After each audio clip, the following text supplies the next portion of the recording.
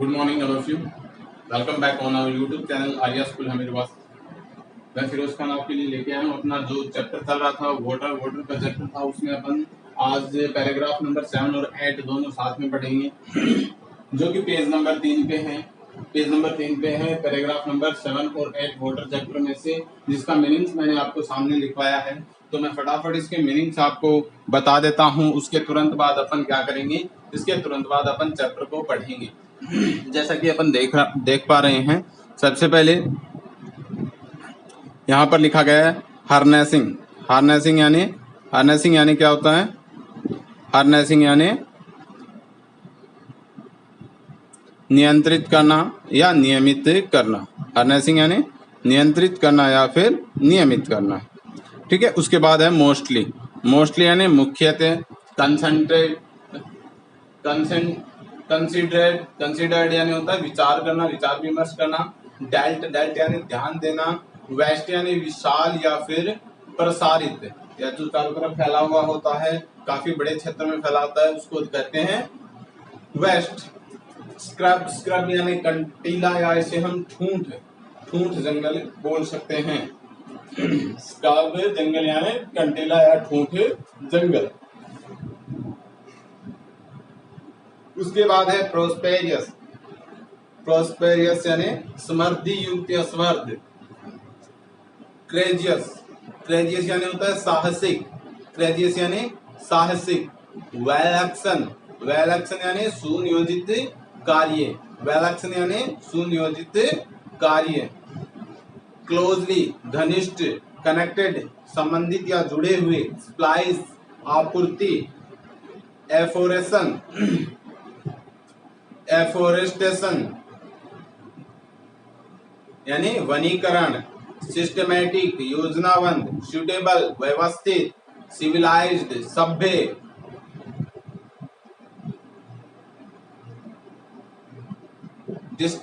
डिस्गनेस्ड यानी भिन्न व विशिष्ट रूप से।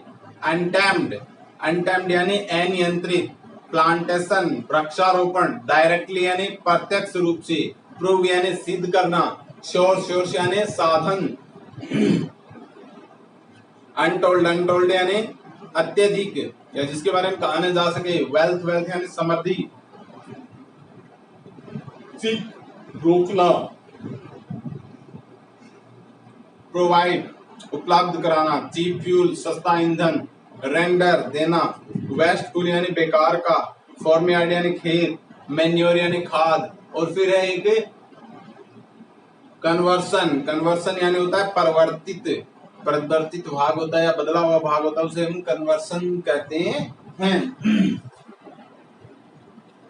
अब अपन देखेंगे थोड़ा सा चैप्टर जो अपना 6 और 7 8 जो पैराग्राफ है पेज नंबर 3 पे है, उसका हम हिंदी ट्रांसलेशन पढ़ेंगे। तो पढ़ने हैं। The harnessing of our rivers, the water of which now mostly runs to west, is a great national problem which must be considered and dealt with on national lines. क्या बताया गया है? The harnessing of our rivers, हमारी नदियों का नियंत्रीकरण या नियमितकरण करना। The water of which now mostly runs to west in a great national problem, की जो पानी अब व्यर्थ बह जाता है वो हमारे देश के सामने एक बहुत बड़ी समस्या है। इससे पहले क्या बताया है? The harnessing of our rivers, की हमारी नदियां हैं उनके पानी को संरक्षित करना, नियमित करना बहुत आवश्यक है। नियंत्रित करना या नियमित करना। क्यों? The water of which now mostly runs to waste is a great national problem, कि जो पानी है वो अब जो पानी व्यर्थ बह रहा है वो देश के सामने एक बहुत बड़ी समस्या है। ग्रेट प्रॉब्लम यानी बहुत बड़ी समस्या है। Which must be considered and dealt with on national level, जिसके ऊपर हमें ध्यान देना बहुत जरूरी है, या उस पर हमें विचार करना चाहिए। And dealt with on national lines, और उसका राष्ट्रीय स्तर पर निपटारा करना चाहिए। यानी जो अपनी नदियां हैं उसके पानी को अपन को क्या करना चाहिए? उसके पानी को अपन को नियमित या नियंत्रित करना चाहिए। नियंत्रित या नियमित करना चाहिए। और इस बात जो कि हम वर्तमान में जो अपने बहुत सारा जल है वो व्यर्थ बह जाता है, वो एक बहुत बड़ी राष्ट्रीय समस्या है और उस पर हमें विचार करके उसे राष्ट्रीय स्तर पर ही उसका निपटारा करना चाहिए या उसका समाधान ढूंढना चाहिए। Vast areas of land which at present are mere scrub jungle could be turned into fertile and prosperous country by courageous and well planned action। क्या बताया है कि waste area of land which at present are mere scrub jungle, कि बहुत सारा विशालकाय क्षेत्र या भूमि का विशालकाय क्षेत्र या भूमि का विशाल भाग एट प्रेजेंट जो कि वर्तमान में आर मेयर स्क्रब जंगल केवल और केवल सिर्फ क्या है, ठूंठ जंगल बचा हुआ है। Could be turned into fertile, जिसको हम आसानी से उपजाऊ बना सकते हैं, प्रोस्पेरियस और समृद्धि प्रदान कर सकते हैं, या प्रोस्पेरियस कंट्री उसे हम समृद्ध देश के रूप में विकसित कर सकते हैं। By courageous and well planned action, साहसिक और सुनियोजित या योजनाबद्ध कार्यों के माध्यम से हम उसको क्या कर सकते हैं, उसको हम उपजाऊ और समृद्ध देश के रूप में बदल सकते हैं। क्या बताया है कि भूमि का एक बहुत बड़ा भाग जो कि अब इस समय वर्तमान में केवल ठूंठ जंगल या कंटीला जंगल बचा हुआ है, उसके ऊपर उसको हम क्या कर सकते हैं, उसको हम उपजाऊ और समृद्ध देश के रूप में विकसित कर सकते हैं। किसके द्वारा? साहसिक और योजनाबद्ध तरीकों के या योजनाबद्ध कार्य करके हम उसको क्या कर सकते हैं, समृद्ध और उपजाऊ देश के रूप में विकसित कर सकते हैं। ये अपना जो 7th पैराग्राफ था, उसका 7th पैराग्राफ का हिंदी ट्रांसलेशन कंप्लीट हो गया। इसमें 2 बातें विशेष बताई गई है। इस पैराग्राफ में 2 बातें जो विशेष बताई गई है वो क्या है कि वर्तमान में जो हमारा जो नदियों के माध्यम से जो जल है वो व्यर्थ बह जाता है, उसका नियंत्रण और नियमितीकरण करना, उसको नियमित और उसको नियंत्रित करना बहुत आवश्यक है। और यह एक यानी व्यर्थ जो जल बहता है, व्यर्थ जल बहने की जो समस्या है वो राष्ट्रीय स्तर की है और हमें इस पर विचार करके इस राष्ट्रीय स्तर की समस्या को राष्ट्रीय स्तर पर ही इसका निपटारा करना चाहिए, न केवल एक छोटे से क्षेत्र गांव या ढाणी से नहीं, बल्कि पूरे विस्तृत राष्ट्रीय क्षेत्र पूरे देश को समझकर या पूरे देश की समस्या को समझकर इसका निपटारा करना चाहिए। दूसरी बात इसमें क्या बताई गई है कि भूमि का एक बहुत बड़ा क्षेत्र या बहुत बड़ा भाग आज के दिन या वर्तमान स्थिति में ठूंठ जंगल बन चुका है। ठूंठ जंगल का मतलब जिसमें कंटीली झाड़ियां हैं और जो पेड़ है वो बीच में से टूटे हुए हैं या अजीबोगरीब तरीके से जो वृक्ष है वो बने हुए, वहां पर उपजाऊपन है वो धीरे धीरे खत्म होने की कगार पे आ रहा है। उस क्षेत्र को हम क्या कर सकते हैं, उस क्षेत्र में हम साहसिक और योजनाबद्ध तरीके से कार्य करके उसको हमें उपजाऊ और समृद्ध देश के रूप में या समृद्ध भूखंड के रूप में क्या कर सकते हैं, विकसित कर सकते हैं। ये 2 बातें इसे 7th नंबर पैराग्राफ में बताए गए थे। नेक्स्ट 8 नंबर पैराग्राफ देखते हैं। Closely connected with the conservation of water supply is the problem of afforestation की जो वनीकरण की समस्या है वो क्या है, पानी सप्लाई या जल आपूर्ति के संरक्षण से बहुत घनिष्ठ रूप से जुड़ी हुई है। क्या बताया है, जो वनीकरण की समस्या है वो जल आपूर्ति के संरक्षण से बहुत ज्यादा जुड़ी हुई है। किसकी? वनीकरण की समस्या है वो जलापूर्ति के संरक्षण से घनिष्ठ रूप से जुड़ी हुई है।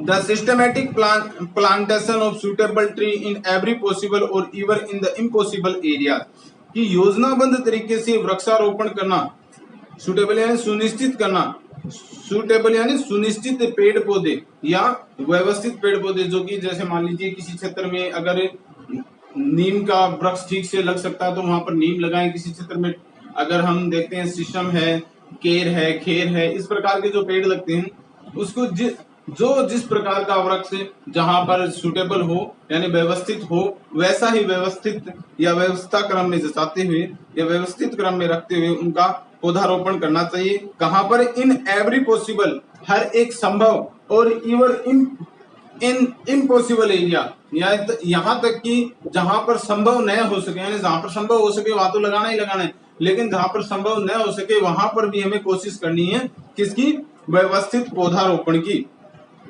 And the development of what one can civilized forest as distinguished from wild and untamed jungle and the developed of what one can civilized forest। और हमें उसको इस प्रकार से, हमें उसे इस प्रकार से विकसित करना है कि उसे हर कोई कह सके what one can call civilized forest, जिसे हर कोई सभ्य जंगल कह सके, as distinguished from wild and untamed jungle। क्या बताया है, फॉर डिस्टिंग्विश्ड, इसमें डिस्टिंग्विश्ड और अनटैम्ड बताया गया है, जिसका मीनिंग अर्थ है, डिस्टिंग्विश्ड का क्या अर्थ है, भिन्न भिन्न या विशिष्ट, भिन्न या फिर विशिष्ट, वर्ल्ड यानी जंगली, एंड अनटैम्ड जंगल यानी अनियंत्रित जंगल, as distinguished from wild and untamed jungle, जो कि वास्तविक तौर पर जो अपना अनियंत्रित या फिर जो अनियंत्रित या बेकार प्रसारित जो जंगल है उससे भिन्न, या जंगली या फिर अनियंत्रित जंगल जो होते हैं, या जो विस्तृत फैला जंगल या उससे अनियंत्रित जंगल होता है, उससे उसे भिन्न कहा जा सके। यानी कोई भी, हमें उस पौधारोपण इस प्रकार से व्यवस्थित क्रम में करना है जिससे कि हमारे द्वारा पौधारोपण किया गया, हमारे द्वारा बनाए गए उस जंगल को सभ्य जंगल कहा जा सके, उन जंगलों की उपेक्षा जहां पर अनियंत्रीकरण है या जिसका नियंत्रण किसी के हाथों में नहीं है, या जिसको हमने नियंत्रित नहीं किया है। यानी उन जंगलों के सिवाय ऐसे जंगल हमें तैयार करने चाहिए जिसे लोग क्या कह सके, सभ्य जंगल कह सके। Is one of the most urgent need of India, यह वास्तविक तौर पर भारत की एक बहुत ही आवश्यक, बहुत ही जरूरी और बहुत जरूरी आवश्यकता है इसकी। यानी ऐसा करना भारत के लिए बहुत ही आवश्यक है, यानी बहुत जरूरी है, अर्जेंटली यानी विशेष तौर पर बहुत खास इसकी जरूरत है। किस चीज की, कि हमें व्यवस्थित क्रम में जहां पर जैसा संभव हो सके, संभव और असंभव एरिया, संभाविक और असंभाविक क्षेत्रों में वृक्षारोपण करना, और उन वृक्षारोपण के माध्यम से हमें ऐसा सभ्य जंगल बनाना जिसे हर कोई दूसरे जंगलों के माध्यम से तुलना करके कह सके कि ये सभ्य जंगल है। जो अनियंत्रित जंगल है उनकी अपेक्षा हमारे जो जंगल हैं जिसका निर्माण हम करें, पौधारोपण करें, उसे लोग सभ्य जंगल बता सके। अब इसके बाद आगे देखते हैं, Such plantation would directly and indirectly prove a source of untold wealth to the country। और वास्तविक तौर पर जो प्लांटेशन है, पौधारोपण है, वो क्या है, would directly and indirectly prove a source of untold wealth to the country, कि वास्तविक तौर पर यह प्रूव करते हैं, सिद्ध करते हैं कि ये छुपी हुई या अदृश्यात्मक, जिसे नहीं कहा जा सके, अत्यधिक जिसे हम बोल सकते हैं, या अप्रदर्शित बोल सकते हैं, यह अप्रदर्शित संपत्ति होती है किसी देश की, अप्रत्याशित या जिसे हम न बताया जा सके वो संपत्ति होती है। यहां पर हमने क्या लिखा है भाई, अनटोल्ड, अत्यधिक या इसे हम अप्रत्याशित भी बोल सकते हैं, अप्रत्याशित, अनटोल्ड अप्रत्याशित, ठीक है, जिसको हम प्रदर्शित नहीं कर सकते हैं। यानी बहुत ज्यादा बड़ी संपत्ति है किसी देश की साबित हो सकती है क्या, सत्य प्लांटेशन के वास्तविक तौर पर जो पौधारोपण होते हैं, वो पौधारोपण क्या है, एक देश की बहुत बड़ी अप्रत्याशित या जिसको हम प्रत्यक्ष नहीं कर सकते वैसी संपत्ति होती है। They would seek soil erosion and conserve the rainfall of the country from flowing away to west। कि ये soil erosion यानी भू कटाव को रोकते हैं, ये क्या करते हैं, भू कटाव को रोकते हैं, and conserve the rainfall of the country from flowing away to west। और जो वर्षा का, देश के अंदर वर्षा का पानी होता है, वर्षा के जल को जो कि व्यर्थ में बह जाता है, उसे क्या करते हैं, संरक्षित करते हैं, या व्यर्थ में उन्हें नहीं बहने देते हैं।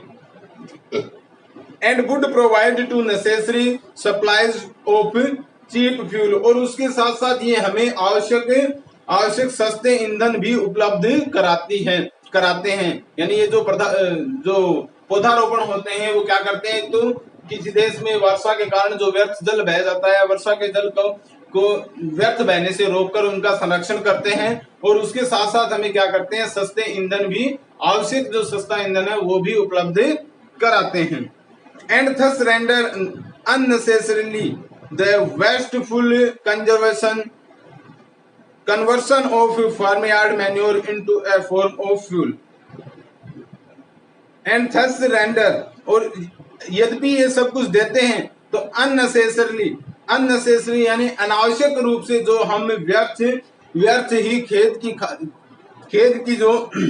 की खाद जो होती है, मैन्योर यानी खाद होता है, फार्मयार्ड यानी खेत की खाद होती है, उसको जो ईंधन में बदलते हैं उसकी आवश्यकता नहीं रह जाती है। यानी इन पौधों से अगर हमें ये पौधारोपण के माध्यम से अगर हमें क्या मिलता रहे, ईंधन मिलता रहता है, तो हम क्या करते हैं, जो खेत की खाद होती है उसको हम ईंधन के रूप में परिवर्तित नहीं करते हैं। ये बात कुछ थोड़ा सा हमें समझ में न आए हो शायद, इसलिए मैं आपको बता देना चाहता हूँ कि अगर हमारे खेतों में अच्छे से बड़े बड़े पेड़ होंगे, जैसे खेजड़ी वगैरह है, नीम है या शीशम है, इस प्रकार के, तो हर पतझड़ के मौसम से पहले हम उसको ऊपर से उसकी टहनियों को छांग देते हैं, और उनसे जो लकड़ियां मिलती है उससे हम ईंधन के रूप में काम में लेते हैं।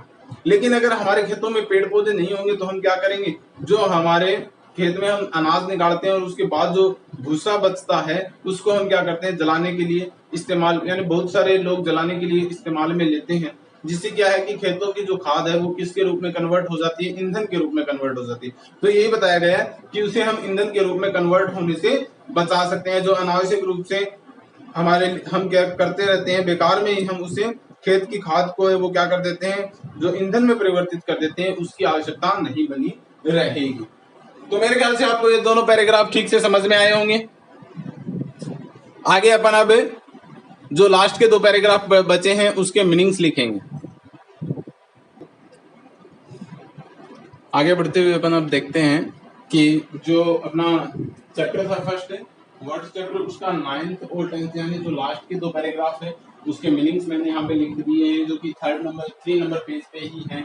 तो सबसे पहले हम देखेंगे पैराग्राफ है द मेश्योर नेसेसरी से स्टार्ट होकर सोर्स ऑफ सप्लाई तक है।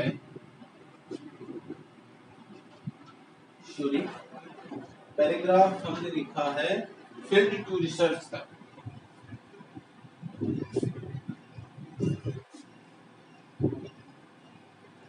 फील्ड टू रिसर्च तक लिखा,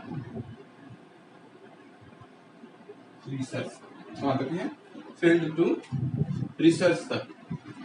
पैराग्राफ, दोनों पैराग्राफ इसमें कंप्लीटली आ गए हैं। तो अपन देखेंगे मेश्योर यानी होता है तरीका, कंट्रोल नियंत्रण, मूवमेंट हलचल,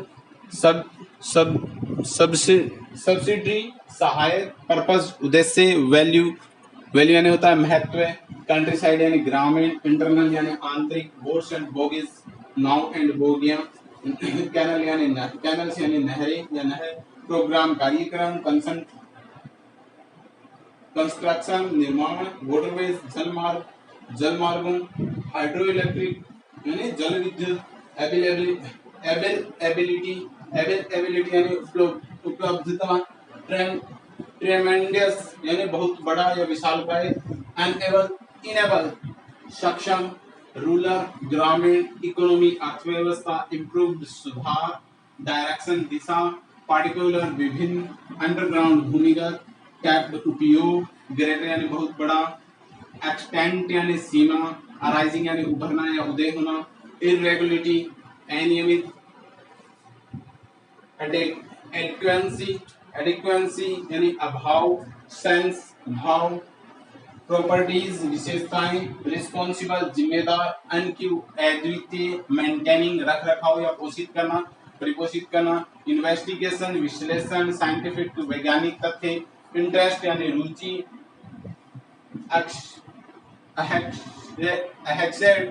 असंभाविक, रिसर्च, सोच। ये आपके सामने मीनिंग्स थे। अब अपन ये दो जो 2 पैराग्राफ रहे हैं इसको हम फटाफट से पढ़ लेते हैं। तो स्टार्टअप करते हैं द मेजर्स नेसेसरी टू से The measures necessary to control the movement of water and conserve its supply can also serve a subsidiary purpose of value to the life of countryside. The measures necessary to control the movement of water कि जो सहायक measures यानी क्या होता है, measures अपन ने लिखवाया है सामने देखिए, तरीका होता है यानी जो सहायक जो जल की गतिविधियों की को नियंत्रित करने के लिए जो सहायक तरीके हैं या जो सहायक उपाय हैं उसको जल आपूर्ति के लिए सहायक रूप से या सहायक उद्देश्यों को उसको नियंत्रित करके हम ग्रामीण क्षेत्र के सहायक जो उद्देश्य है या उपयोगी जो उद्देश्य है उनको परिपूर्ण कर सकते हैं या उनको प्राप्त कर सकते हैं। By its the cheapest form from internal transport in a country is by boats and bogies through canal and rivers. कि जो एक देश का जो आंतरिक सबसे सस्ता यातायात का साधन होता है वो कौन सा है, वो है boats and bogies through the canals and rivers. नदियों और नहरों के माध्यम से आंतरिक यातायात एक देश के अंदर एक स्थान से दूसरे स्थान जाना बहुत ही सस्ता होता है। ये ट्रांसपोर्ट है वो बहुत ही सस्ता होता है। कौन सा? जल मार्ग से यातायात, जल मार्ग से कहीं की यात्रा करना बोट्स और बोगियों की यानी नाव और बोगियों के या डोगियों के माध्यम से जो हम यात्रा करते हैं वो बहुत ही सस्ता होता है। आगे देखेंगे, we hear much about programme of rail and road construction. हमने बहुत सारी योजनाएं हैं वो सड़क निर्माण और रेल मार्ग निर्माण के बारे में सुनी है, but far too little about the development of internal waterways in India. लेकिन भारत के अंदर हमने कभी भी जल मार्गों के विकास के बारे में या उन्हें विकसित करने के बारे में अभी तक कुछ भी नहीं किया गया है या बहुत ही कम किया गया है। Then again the harnessing of water supplies, और तब दोबारा हम कहेंगे कि जो पानी का जल का नियंत्रीकरण या नियमितीकरण करना है वो also make possible, वह यह संभव भी करता है the development of hydro electric power, कि अगर हम जल का सही या व्यवस्थित नियंत्रण या नियमितीकरण करेंगे तो इससे हमारी जल विद्युत शक्ति भी क्या होगी, मजबूत होगी या इस जल विद्युत शक्ति भी विकसित हो सकती है। The availability of electric power would make the tremendous difference to the life of the countryside.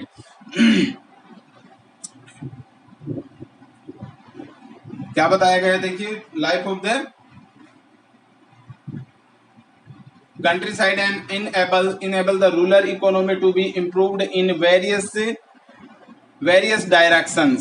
क्या बताया है स्टार्टअप से, देखेंगे दोबारा पढ़ेंगे इस लाइन को। इस लाइन में क्या बताया गया है कि the ability of electric power would make a tremendous difference to the life of countryside, कि जो जल विद्युत या विद्युत शक्ति की उपलब्धता है वो ग्रामीण क्षेत्र को क्या करेगी, बहुत बड़ा या ग्रामीण क्षेत्र के जीवन को बहुत अलग ही विभिन्नता प्रदान करेगी या बहुत बड़ी विभिन्नता प्रदान करेगी।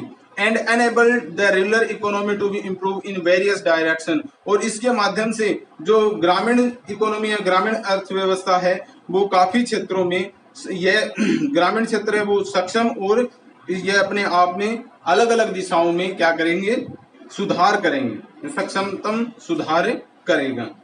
कि क्या कि अगर विद्युत शक्ति है वो ग्रामीण क्षेत्र में मिल जाती है तो वो हर एक क्षेत्र में लगभग अलग अलग क्षेत्रों में क्या करेंगे, अपनी सक्षमता को प्रस्तुत करेंगे। In particular it would enable to underground water to be tapped at greater extent than at present and thus help to overcome the difficulties arising from irregularity or inadequacy of other source of supply। कि इन particular और विभिन्न रूप से हम क्या करेंगे, इस प्रकार से हम जो भूमिगत जल है उसके उपयोग को बहुत बड़ी सीमा तक उसके उपयोग को यूज या उसका उपयोग करने में सक्षम हो जाएंगे। Than at present and thus help to overcome, और तब इस समय जो हम उस समस्या से जूझ रहे हैं जहां से हमें अनियमितता और अभाव की, जो अन्य स्रोतों से अनियमितता और अभाव की, जल आपूर्ति के अभाव की जो स्थिति है या अन्य संसाधनों से जो आपूर्ति हो रही है, उससे हम विजय पा सकते हैं। यानी अगर हम भूमिगत जल का उपयोग करना शुरू कर देते हैं तो जो अन्य स्रोतों से हमें क्या मिल रही है, अन्य स्रोतों से जो जल मिल रहा है, जल की आपूर्ति कम हो रही है या अनियमित और अभावग्रस्त जो आपूर्ति हो रही है, उससे हम विजय पा सकते हैं। ये अपना कौन सा पैराग्राफ हो गया, 9th नंबर पैराग्राफ हो गया। अब अपन आगे देखेंगे। In one sense water is the most commonest of liquid. एक अगर सामान्य भाव से देखें तो जल है वो एक सामान्य सा द्रव है। In other sense it is the most unique of liquids which amazing proportion which are responsible of its unique power of maintaining animal and plant life. और अगर दूसरे भाव में देखें तो यह एक ऐसा असामान्य सा द्रव्य है जिसके अंदर बहुत ही आश्चर्यचकित करने वाली विशेषताएं हैं, जो खुद अपनी यानी अद्वितीय शक्ति जो पशुओं और पौधों के रख रखाव को या पोषित करने में सहायक है। The investigation of the nature and properties of water is therefore of highest scientific interest and is far from being an axied field of research। तो ये क्या कह रहे हैं कि जो जल की प्रवृत्ति और उसकी विशेषताएं हैं, वो उसका अध्ययन करना एक वास्तविक तौर पर क्या है, वैज्ञानिक तथ्य है, और ये बहुत बड़े एक अनुसंधान से काफी दूर है। ये अपना चैप्टर कंप्लीट हो चुका है। यानी लास्ट लाइन है, उसमें क्या बताया गया कि जल है वो बहुत बड़ा एक वैज्ञानिक तथ्य है, वैज्ञानिक या रुचिकर विषय है, इसके ऊपर अध्ययन करना काफी आवश्यक है। तो आई थिंक आपका चैप्टर आज कंप्लीट हो गया है। Goodbye all of you.